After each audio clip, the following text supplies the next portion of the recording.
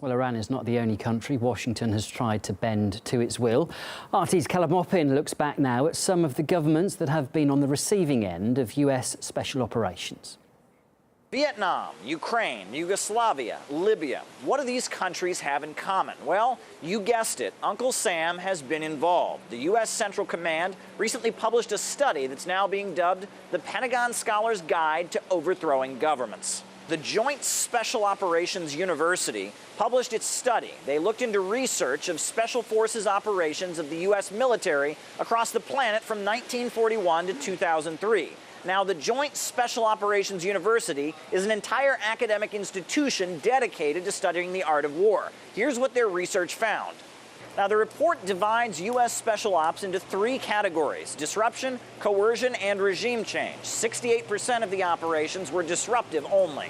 Non-disruptive cases took up 32%. They were divided between coercion and regime change. Here are the highlighted cases of the three categories.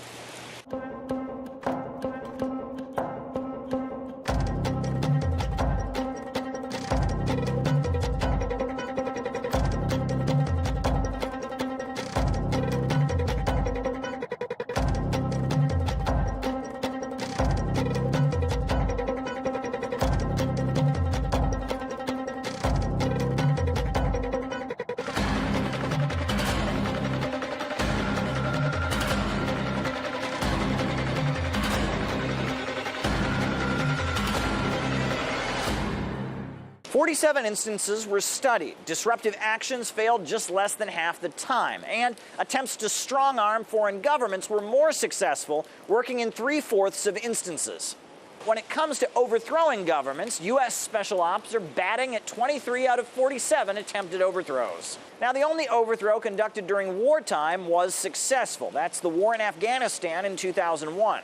But is success really the right way to describe the conditions facing those countries? The United States, by entering the war against the Taliban post 9/11, resulted in the U.S. seeing a reversal of all of the strategic gains and friendship that had been achieved in Central Asia.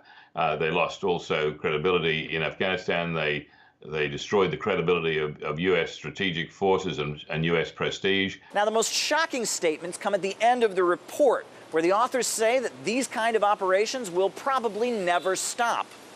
These clandestine interventions have ranged from support to civil resistance movements to covert paramilitary operations to larger unconventional warfare efforts in support of conventional military campaigns. Even presidents who, prior to their election, looked upon such activity with disfavor found themselves compelled to use it after taking office.